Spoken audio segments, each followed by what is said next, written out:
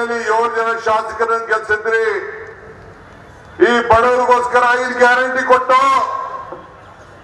5 ಗ್ಯಾರಂಟಿಯನ್ನ ನಿಲ್ಲಿಸಲಿಕ್ಕೆ ಒಂದು ಹುನ್ನಾರವನ್ನ ಮಾಡಿ ಈ ಸರ್ಕಾರವನ್ನ ತೆಗಿಲಿಕ್ಕೆ ಹೊರಟಿದ್ದಾರೆ. ಕುಮಾರಣ್ಣ, ನಿನ್ನ ಹಣೆಯಲ್ಲಿ ಇದು ಬರೀಲಿಲ್ಲ. ಯಡಿಯೂರಪ್ಪನವರೇ, ನಿಮ್ಮ ಮನೇಲಿ ಬರೀಲಿಲ್ಲ.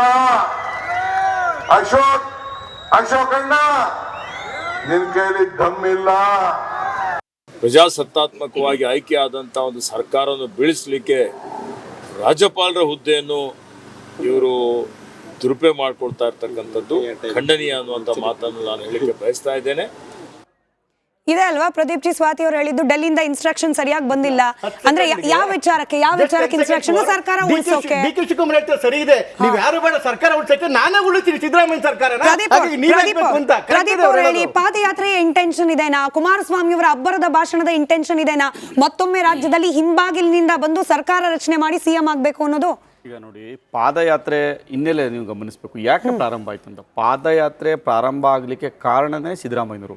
ಅವರು ಅವತ್ತು ಸದನದಲ್ಲಿ ಚರ್ಚೆ ಮಾಡಲಿಕ್ಕೆ ಅವಕಾಶವನ್ನು ಕೊಟ್ಟಿದ್ದರೆ, ಶುಕ್ರವಾರದವರೆಗೆ ಸದನವನ್ನು ನಡೆಸಿದಿದ್ರೆ, ಸದನವನ್ನು ಮೊಟಕುಗೊಳಿಸದೆ ಹೋಗಿದ್ದರೆ ಈ ಹಂತಕ್ಕೆ ಈ ಹೋರಾಟ ಬರ್ತಾ ಇರಲಿಲ್ಲ. ಹಾಗಾಗಿ ಮತ್ತೆ ಸದನದಲ್ಲಿ ಅವಕಾಶಗಳಿದ್ದು ಸಿದ್ದರಾಮಯ್ಯನವರಿಗೆ ಅವರು ಸುದೀರ್ಘವಾಗಿ ಉತ್ತರವನ್ನ ಕೊಡಬಹುದಾಯಿತು ಮೂಡಾದ ಮೇಲೆ. ಆದರೆ ಪಾದಯಾತ್ರೆ ಮಾಡೋದು ಎಷ್ಟು ಸರಿ ಅಂತ ಕುಮಾರಸ್ವಾಮಿ ಅವರು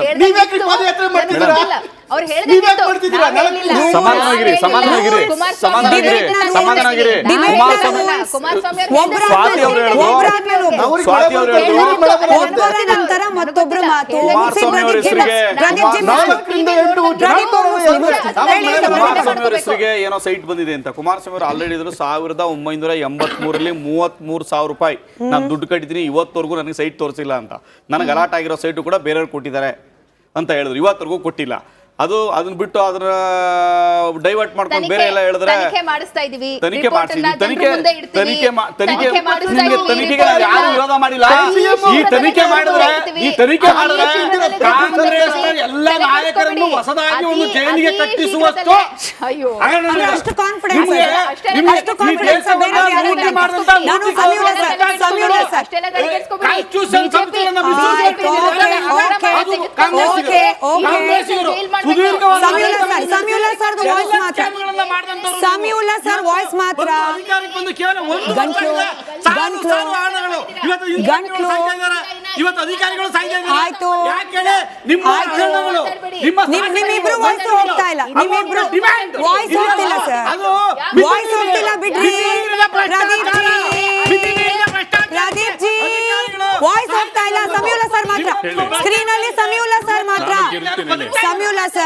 ಸಮೀವುಲ್ಲಾ ಸರ್, ಪೊಲಿಟಿಕಲ್ ಸ್ಟೇಟ್ಮೆಂಟ್ಗಳು ದಿನಕ್ಕೆ 100 ಕೊಡ್ತಾರೆ, ಬಟ್ ಪ್ರಾಕ್ಟಿಕಲಿ ಪಾಸಿಬಲ್. ಈ ಮೂಢ ವಿಚಾರಕ್ಕೆ ನಡೆಸ್ತಿರುವ ಪಾದಯಾತ್ರೆಯಿಂದ ಸರ್ಕಾರವನ್ನ ಬೀಳಿಸಿ ಪರ್ಯಾಯ ಸರ್ಕಾರ ರಚನೆ ಮಾಡುವಷ್ಟು ಈಸಿ ಇದೆಯಾ ಸಂದರ್ಭ? ಅವರು ಅಲ್ಲಿ ಪ್ರೋಗ್ರಾಮ್ ಅಲ್ಲಿ ಅದನ್ನ ಭಾರತೀಯ ಜನತಾ ಪಕ್ಷ ಏನು ಸಂಚು ರೂಪಿಸ್ತಿದೆ ಅನ್ನೋದನ್ನ ಹೇಳೋದಕ್ಕೆ ಒಂದು ಪೊಲಿಟಿಕಲ್ ಸ್ಟೇಟ್ಮೆಂಟ್ ಅನ್ನು ಮಾಡಿದ್ದಾರೆ. ಮತ್ತು ಆ ಥರ ಈ ಮೂಡ ಸ್ಕ್ಯಾಮನ್ನು ಇಟ್ಕೊಂಡು ಸರ್ಕಾರ ಉರುಳಿಸ್ಬಿಟ್ಟು ಬೇರೆ ಸರ್ಕಾರ ತರ್ತೀವಿ ಅಥವಾ ಅನ್ನೋ ರೇಂಜಿಗೆ ಏನು ಆ ಥರದ ಡೆವಲಪ್ಮೆಂಟ್ಸ್ ಏನು ಕಾಣ್ತಿಲ್ಲ. ಇಲ್ಲಿ ನನ್ನ ಮುಂದೆ ಇರೋದು 7 ದಿನದಲ್ಲಿ ಉತ್ತರ ಕೊಡಿ ಅಂತ ಕೇಳಿದ್ದಾರೆ. 7 ದಿನದ ಗಡುವು ಮುಗಿದಿದೆ. 7 ದಿನದಲ್ಲಿ ಗಡುವು ಮುಗಿದಿದೆ. ಈ 7 ದಿನದ ಗಡುವು ಮುಗಿದಿರುವಂಥ ಸಂದರ್ಭದಲ್ಲಿ ಇಲ್ಲಿ ನೋಟಿಸ್ ಕೊಟ್ಟಿರೋದು ಸಿಎಂಗೆ. ಸಿಎಂ ರಿಪ್ಲೈ ಮಾಡಿದಾರೋ, ಕ್ಯಾಬಿನೆಟ್ ರಿಪ್ಲೈ ಮಾಡಿದ್ರು. ಇವ್ರು ಕ್ಯಾಬಿನೆಟ್ಗೆ ನೋಟಿಸ್ ಕೊಟ್ಟಿಲ್ಲ, ಗವರ್ನರು ಸಚಿವ ಸಂಪುಟಕ್ಕೆ ನೋಟಿಸ್ ಕೊಟ್ಟಿಲ್ಲ, ಗೌರ್ಮೆಂಟಿಗೆ ನೋಟಿಸ್ ಕೊಟ್ಟಿಲ್ಲ. ಆಯ್ತಾ? ಹೀಗಾಗಿ ಸಚಿವ ಸಂಪುಟ ಸಭೆ ಇದಕ್ಕೆ ಉತ್ತರವನ್ನು ಕೊಟ್ಟರೆ ಒಂದು ಡಾಕ್ಯುಮೆಂಟ್ ಆಗುತ್ತೆ ಹೊರತು ಒಂದು ಅಥಾರಿಟಿವ್ ಡಾಕ್ಯುಮೆಂಟ್ ಆದ್ರೆ ಯಾವಾಗ ಆಗುತ್ತೆ ಅಂದ್ರೆ ಸಿಎಂ ರಿಪ್ಲೈ ಕೊಟ್ಟಾಗ. ಸಿಎಂ ಯಾರಿಗೆ ಸಿಎಂ ರಿಪ್ಲೈ ಕೊಟ್ಟಿದಾರೋ ಇಲ್ವೋ. ಹೀಗಾಗಿ ಸಿಎಂ ಅಫಿಷಿಯಲ್ ಆಗಿ ಸಿಎಂ ರಿಪ್ಲೈ, ಇಂಡಿವಿಜುವಲ್ ಆಗಿ ಸಿಎಂ ರಿಪ್ಲೈ ಅಲ್ಲದೆ ಹೋದ್ರೆ ಗವರ್ನರ್ ಏನ್ ಆಕ್ಟ್ ಮಾಡ್ತಾರೆ? ಇದು ಈಗ ಇರುವಂತಹ ಮುಖ್ಯವಾದಂತಹ ಪ್ರಶ್ನೆ ಇದು. ಆಮೇಲೆ ಅವಾಗಲೇ ಚರ್ಚೆ ಮಾಡಿದ್ವಿ, ಸುನಿಲ್ ಕುಮಾರ್ ಅವ್ರ ಇದಾರೋ ಏನೋ ಗೊತ್ತಿಲ್ಲ, ಅವರು ಪ್ರಿವೆನ್ಷನ್ ಆಫ್ ಕರಪ್ಷನ್ ಆಕ್ಟ್ ಇದಕ್ಕೆ ಅವ್ರು ಏನ್ ಕ್ಲಾರಿಫಿಕೇಶನ್ ಕೊಡೋ, ಅವ್ರು ಲೀಗಲ್ ಎಕ್ಸ್ಪರ್ಟ್ ಇರೋದ್ರಿಂದ ಅವ್ರು ಏನ್ ಹೇಳ್ತಾರೋ ಗೊತ್ತಿಲ್ಲ. ಪ್ರದೀಪ್ ಅವರು ನಾವು ಅದನ್ನ ಪ್ರೂವ್ ಮಾಡ್ತೀವಿ ಅಂತ ಇದು ಅಂತ ಹೇಳಿ ಅದು ಕೂಡ ಈ ಕೇಸ್ ಮೇಲೆ ತುಂಬಾ ಪರಿಣಾಮ ಬೀರುತ್ತೆ. Prevention of corruption. Sunil sir ಇದಾರಲ್ಲ, ಸುನಿಲ್ ಸರ್, ಅಂದ್ರೆ ಭ್ರಷ್ಟಾಚಾರ ನಿಯಂತ್ರಣ ಕಾಯ್ದೆ ಅಡಿಯಲ್ಲೂ ಕೂಡ ಪ್ರಕರಣ ದಾಖಲಾಗಿದೆ. ಸ್ಟ್ಯಾಂಡ್ ಆಗುತ್ತಾ ಇದು? ಕೇಳ್ತಿರೋ ಸಮೀವುಲ್ಲಾ ಸರ್ ಪ್ರಶ್ನೆ. ಹಾಗೆ ಕ್ಯಾಬಿನೆಟ್ ನಿಂದ ಉತ್ತರ ಹೋಗಿದೆ, ಮುಖ್ಯಮಂತ್ರಿಗಳಿಂದ ಹೋಗಿದೆಯೋ ಎಲ್ಲೋ ಗೊತ್ತಿಲ್ಲ. ಇನ್ ಕೇಸ್ ಹೋಗಿಲ್ಲ ಅನ್ನೋದಾದ್ರೆ, ರಾಜ್ಯಪಾಲರಿಗೆ ಮುಖ್ಯಮಂತ್ರಿಗಳಿಂದ ವೈಯಕ್ತಿಕವಾಗಿ ಹೋಗಿಲ್ಲ ಉತ್ತರ ಅನ್ನೋದಾದ್ರೆ ಏನಾಗಬಹುದು? ಎಸ್ ಮೇಡಮ್, ನಮ್ಮ ಸಮೀವುಲ್ಲಾ ಅವರು ಒಳ್ಳೆ ಕ್ವಶನ್ ಅನ್ನ ಕೇಳಿದ್ದಾರೆ. ಒಂದು ಮುಖ್ಯಮಂತ್ರಿಗಳಿಗೆ ನೋಟಿಸ್ ಅನ್ನ ಕೊಟ್ಟ ನಂತರ ಅದು ರಿಪ್ಲೈ ಕೊಡುವಂತದ್ದು ಮುಖ್ಯಮಂತ್ರಿಗಳ ಧರ್ಮ, ಕ್ಯಾಬಿನೆಟ್ ನ ಧರ್ಮ ಅಲ್ಲ. ಒಂದು ಪಕ್ಷ ಕ್ಯಾಬಿನೆಟ್ ಅದನ್ನ ರಿಪ್ಲೈ ಕೊಟ್ರೆ ಅದನ್ನ ಗವರ್ನರ್ ಯಾವುದೇ ಕಾರಣಕ್ಕೂ ಅದನ್ನ ಸೀರಿಯಸ್ ಆಗಿ ತಗೊಳೋದಿಲ್ಲ. ಮತ್ತು ಎರಡನೇ ಆಪ್ಷನ್, ಗವರ್ನರ್ ಏನ್ ಮಾಡ್ಬೋದು, ಗವರ್ನರ್ ಇನ್ನೊಂದು ಶೋಕಾಸ್ ನೋಟಿಸ್ ಅನ್ನು ಮುಖ್ಯಮಂತ್ರಿಗಳಿಗೆ ಕೊಡ್ಬೋದು. ಆಲ್ರೆಡಿ ತಮಗೆ ಕೊಟ್ಟಿದ್ದೀನಿ, 7 ದಿವಸ ಕಾಲಾವಕಾಶ ಆಗೋಗಿದೆ, ಆದ್ರೂ ಕೂಡ ನಾನು ತಮಗೆ ಇನ್ನೊಂದು ನೋಟಿಸ್ ಅನ್ನ ಕೊಡ್ತಾ ಇದ್ದೀನಿ, ದಯವಿಟ್ಟು ತಮ್ಮ ಸ್ಟೇಟ್ಮೆಂಟ್ ಅನ್ನು ಕೊಡಿ. ಒಂದು ಪಕ್ಷ ತಾವು ಏನಾದ್ರೂ ನನಗೆ ರಿಪ್ಲೈ ಕೊಟ್ಟಿಲ್ಲ ಅಂದ್ರೆ ನಾನು ಇಂಡಿಪೆಂಡೆಂಟ್ ಆಗಿ ನನ್ನ ನಿರ್ಧಾರ ತಗೋತೀನಿ ಅಂತ ಹೇಳಿ ಗವರ್ನರ್ ಅವರು ಇಂಡಿಪೆಂಡೆಂಟ್ ಆಗಿ ನಿರ್ಧಾರನ ತಗೋ. ಮೂರನೇದು, ಪ್ರಿವೆನ್ಷನ್ ಆಫ್ ಕರಪ್ಷನ್ ಆಕ್ಟ್ ಅಡಿನಲ್ಲಿ ಪ್ರದೀಪ್ ಅವರು ಅದನ್ನ ರೈಸ್ ಮಾಡಿದ್ರು, ಸಮೀವುಲ್ಲಾ ಸರ್ ಅದನ್ನ ಹೇಳಿದ್ರು. ಒಂದು ಪಕ್ಷ ಮುಖ್ಯಮಂತ್ರಿಗಳು, ಈಗ ನೋಡಿ ಈ ಇಡೀ ಪ್ರಕರಣದಲ್ಲಿ ಮುಖ್ಯಮಂತ್ರಿಗಳ ಸ್ಟೇಟ್ಮೆಂಟ್ ಅನ್ನ ಬಹಳಷ್ಟು ಮೈನ್ಯೂಟ್ ಆಗಿ ಅಬ್ಸರ್ವ್ ಮಾಡಿದ್ದೀನಿ, ತಾವು ನೋಡಿದಿರಿ ಮೇಡಮ್. ಎಲ್ಲೂ ಕೂಡ ಮುಖ್ಯಮಂತ್ರಿಗಳು ಹೇಳೋದು ನಾನು ಡೈರೆಕ್ಟ್ ಆಗಿ ಅಥವಾ ಇಂಡೈರೆಕ್ಟ್ ಆಗಿ ನಾನು ಎಲ್ಲೂ ಕೂಡ ಬೆನಿಫಿಷಿಯರಿ ಆಗಿಲ್ಲ, ನನ್ನ ಎಲ್ಲೂ ಸಿಗ್ನೇಚರ್, ಯಾವುದೇ ಕಡತದ ಮೇಲೆ ನನ್ನ ಸಿಗ್ನೇಚರ್ ಇಲ್ಲ, ನನ್ನ ರೆಕಮೆಂಡೇಶನ್ ಇಲ್ಲ, ನನ್ನ ಮಾಹಿತಿ ಎಲ್ಲೂ ಇಲ್ಲ. ನನ್ನ ಆಲ್ಟರ್ನೇಟ್, ನನ್ನ ಜಾಗ, ನನ್ನ ವೈಫ್ ಅಥವಾ ನನ್ನ ಭಾಮೈದನ ಜಾಗ ಹೋಗಿದ್ದಕ್ಕೆ ಆಲ್ಟರ್ನೇಟಿವ್ಲಿ ನನಗೆ 16 ಸೈಟ್ ಸಿಕ್ಕಿದೆ. Then it is not a question. 16 site ಬಂದಿದ್ ತಪ್ಪಲ್ಲ, 16 ಸೈಟ್ ಕಾನೂನಿನ ಅಡಿನಲ್ಲಿ ಬಂದಿದ್ಯಾ ಅನ್ನೋದೇ ಕ್ವಶನ್. ಈಗ 14 ಆಗ್ಬೋದು, 16 ಆಗ್ಬೋದು, ಅದು ಇನ್ನ 20 ಸೈಟ್ ಬರ್ಲಿ, ಅದು ಬೇರೆ ವಿಚಾರ. ಸೊ ಲ್ಯಾಂಡ್ ಲೂಸರ್ಸ್ ಯಾರು ಇರ್ತಾರೋ, 50% ಅನುಪಾತದಲ್ಲಿ ಅಥವಾ 40-60% ಅನುಪಾತದಲ್ಲಿ ಬಿಡಿ ಅಥವಾ ಮೂಡ ರೆಗ್ಯುಲೇಷನ್ಸ್ ಏನಿರುತ್ತೋ ಆ ರೆಗ್ಯುಲೇಷನ್ಸ್ ಪ್ರಕಾರ ಕಾನೂನಿನ ಚೌಕಟ್ಟಲ್ಲಿ ಅದನ್ನ ಅಲಾಟ್ ಮಾಡಿದ್ರೆ ಅದು ಕಾನೂನು ರೀತಿ ಅಪರಾಧ ಆಗೋದಿಲ್ಲ. ಹಾಗಾಗಿ ಈಗ ತನಿಖೆಗೆ ಸ್ಯಾಂಕ್ಷನ್ ಅನ್ನ ಕೇಳಿದ್ದಾರೆ, ಗವರ್ನರ್ ಮುಂದೆ ಫೈಲ್ ಇದೆ, ಒಂದು ಶೋಕಾಸ್ ನೋಟಿಸ್ ಕೊಟ್ಟಿದ್ದಾರೆ, ಮುಖ್ಯಮಂತ್ರಿಗಳ ರಿಪ್ಲೈ ಇನ್ನ ಬಂದಿಲ್ಲ. ಒಂದು ಪಕ್ಷ ಮುಖ್ಯಮಂತ್ರಿಗಳು ರಿಪ್ಲೈ ಕೊಟ್ರೆ ಅದನ್ನು ಕೂಡ ಒಂದು ಪ್ರೆಸ್ ಕಾನ್ಫರೆನ್ಸ್ ಅನ್ನ ಕರೆದು ಇಡೀ ಸಾರ್ವಜನಿಕರ ಮುಂದೆ ತಮ್ಮ ರಿಪ್ಲೈ ಅನ್ನು ಕೂಡ ಕೊಡ್ಬೋದು, ಇಡೀ ಜನಗಳಿಗೆ ಗೊತ್ತಾಗ್ಲಿ ನನ್ನ ರಿಪ್ಲೈ ಏನಿದೆ, ನಾನು ಎಷ್ಟು ಹಾನೆಸ್ಟ್ ಇದೀನಿ ಅಂತ ಹೇಳಿ. ಈಗ ಅವ್ರಿಗೆ ಜನ ಬೆಂಬಲ ಕೂಡ ಬೇಕಾಗ್ತದೆ, ಯಾಕಂದ್ರೆ ಬರೀ ಇವ್ರು ಕ್ವಶನ್ ಕೇಳಿದ್ರು ನಾನು ರಿಪ್ಲೈ ಕೊಟ್ಟೆ ಅಂದ್ರೆ ಜನಗಳು ಗೊತ್ತಾಗಬೇಕಲ್ಲ ನಿಮ್ಮ ಮಧ್ಯೆ ಆಗಿರುವಂತದ್ದು ಏನಿದೆ. ಈ ಆ ರಿಪ್ಲೈ ಮುಖಾಂತರ ಇಡೀ ಜನ ಬೆಂಬಲವನ್ನು ಕೂಡ ಮುಖ್ಯಮಂತ್ರಿಗಳು ತಗೋಬಹುದು, ಮತ್ತು ನಾನು ಸ್ಪಷ್ಟವಾಗಿದ್ದೀನಿ, ಹಾನೆಸ್ಟ್ ಆಗಿದ್ದೀನಿ ಅಂತ ಆ ಸ್ಟ್ಯಾಂಡ್ ಅನ್ನು ಕೂಡ ಅವರು ತಗೋಬಹುದು. ಅದಾದ್ಮೇಲೂ ಕೂಡ ಗವರ್ನರ್ ಅವರಿಗೆ ಇಂಡಿಪೆಂಡೆಂಟ್ ಡಿಸಿಷನ್ ತಗೊಳ್ಳಿಕ್ಕೆ ಅಧಿಕಾರ ಇದೆ.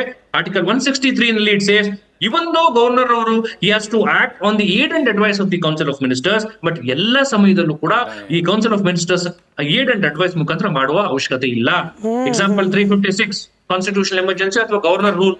ಸೊ ಎಷ್ಟು ಬಿಲ್ಗಳನ್ನ, ಮನಿ ಬಿಲ್ಸ್ ಆಗ್ಬೋದು, ಬಿಲ್ಗಳನ್ನ ಮತ್ತೆ ವಾಪಸ್ ಕಳಿಸುವಂತದ್ದು ಆ ಪ್ರಕರಣಗಳಲ್ಲಿ, ಮತ್ತು ಅಸೆಂಬ್ಲಿ ಇದ್ದಾಗ ಅಸೆಂಬ್ಲಿಯನ್ನು ಡಿಸಾಲ್ವ್ ಮಾಡುವಂತದ್ದು, ಅಸೆಂಬ್ಲಿನ ಅಡ್ಜಾರ್ನ್ ಮಾಡುವಂತದ್ದು. ಮತ್ತು ಎರಡನೇದು, ಈ ಮತ್ತು ಮುಖ್ಯಮಂತ್ರಿಗಳ ಮೇಲೆ ಆಪಾದನೆ ಬಂದಾಗ ಅನೇಕ ಸಂದರ್ಭಗಳಲ್ಲಿ ಇಂಡಿಪೆಂಡೆಂಟ್ ಡಿಸಿಷನ್ ತಗೊಳ್ಳಿಕ್ಕೆ ಗವರ್ನರ್ಗೆ ಪರಿಪೂರ್ಣವಾದಂತಹ ಅಧಿಕಾರ ಸಂವಿಧಾನ ಕೊಟ್ಟಿದೆ. ಹಾಗಾಗಿ ಇದು ಗವರ್ನರ್ ಒಂದು ಅಧಿಕಾರ, ಮುಖ್ಯಮಂತ್ರಿಗಳಿಗೂ ಒಂದು ಅವಕಾಶ ಇದೆ. ರೈಟ್. ಅಲ್ಲಿಗೆ ಸ್ವಾತಿ, ಕಂಪ್ಲೀಟ್ ಆಗಿ ಭಯ ಪಡ್ದಲೇ ಇರೋ ರೀತಿಯಲ್ಲೂ ಪರಿಸ್ಥಿತಿ ಏನಿಲ್ಲ, ಅಲ್ಲಿಗೆ ಬಂತು. ಅಂದ್ರೆ ಗವರ್ನರ್ ಅವರು ಜಸ್ಟ್ ಬಿಕಾಸ್ ಕ್ಯಾಬಿನೆಟ್ನವ್ರು ಹಿಂಗೊಂದು ಹೇಳಿದ್ದಾರೆ ಅಂದ ಮಾತ್ರಕ್ಕೆ ನೀವಾಗಲೇ ಹೇಳ್ತಿದ್ದಂಗೆ ಹಂಗೆ ನಡ್ಕೊಳ್ಬೇಕು ಅನ್ನೋದಿಲ್ಲ.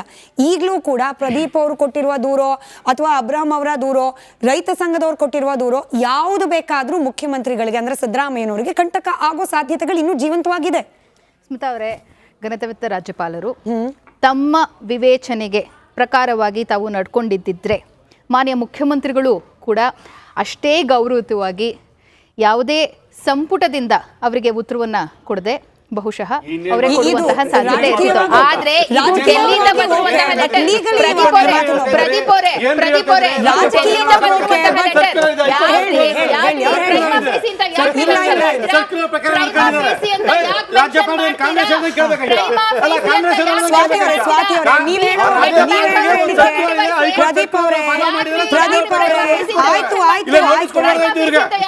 ಇನ್ನೇನ್ ಮಾಡ್ಬೇಕಾಯ್ತು? ಇನ್ನೇನ್ ಮಾಡ್ಬೇಕಾಯ್ತು? ಕಂಪ್ಲೇಂಟ್ ಕೊಟ್ರೆ ದೂರದವ್ರಿಗೆ ಅವತ್ತು ಸಿದ್ದರಾಮಯ್ಯ ಇದೇ ಯಡಿಯೂರಪ್ಪನವರು ಸ್ಯಾಂಕ್ಷನ್ ಕೊಟ್ಟ ಸಿದ್ದರಾಮಯ್ಯ ಏನ್ ಹೇಳಿದ್ರು ಸ್ಟೇಟ್ಮೆಂಟ್ ಅವತ್ತು ಹೇಳಿದ್ರು ಸರಿ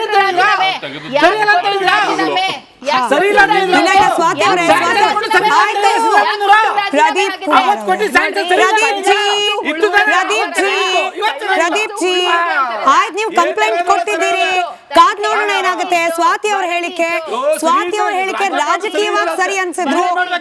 ಆಯ್ತು ಆಯ್ತು ಆಯ್ತು ಆಯ್ತು ಆಯ್ತು ಆಯ್ತು ಸಮಯ ಇದ್ದಷ್ಟೇ ಚರ್ಚೆಗೆ. ಆಯ್ತು ಪ್ರದೀಪ್ ಜಿ ಸಮಯ ಇದ್ದಷ್ಟೇ. ಇದು ಇವತ್ತಿಗೆ ಮುಗಿಯೋ ವಿಚಾರ ಅಲ್ಲ, ಈಗಲೂ ರಾಜ್ಯಪಾಲರ ಅಂಗಳದಿದೆ. ಓಕೆ ಡನ್ ಟೈಮ್ ಆಯ್ತು ಓಕೆ ನೋಡೋಣ, ಕಾದ್ ನೋಡೋಣ. ಇನ್ವೇ ಇವತ್ತಿನ ಚರ್ಚೆಗೆ ಸಮಯ ಇದ್ದಿದ್ದೇನೆ. ಸ್ವಾತಿ ಅವರೇ, ನೀವು ಹೇಳಿದ ಹೇಳಿಕೆ ರಾಜಕೀಯವಾಗಿ ಕರೆಕ್ಟ್ ಅನ್ಸಿದ್ರು ಕೆಲವು ವರ್ಗಕ್ಕೆ. ಲೀಗಲಿ ಅವ್ರು ಹಂಗ ಮಾಡ್ಲಿಲ್ಲ, ಅದಕ್ಕೆ ಹಿಂಗ್ ಮಾಡಿದ್ವಿ ಅಂತ ಹೇಳಿದ್ರೆ ಲೀಗಲಿ ಒಪ್ಪೋದಂಥದ್ದಲ್ಲ. ಬಟ್ ಎನಿವೇ, ರಾಜ್ಯಪಾಲರ ಅಂಗಳದಲ್ಲಿದೆ. ಕಾದ್ ನೋಡೋಣ. Thank you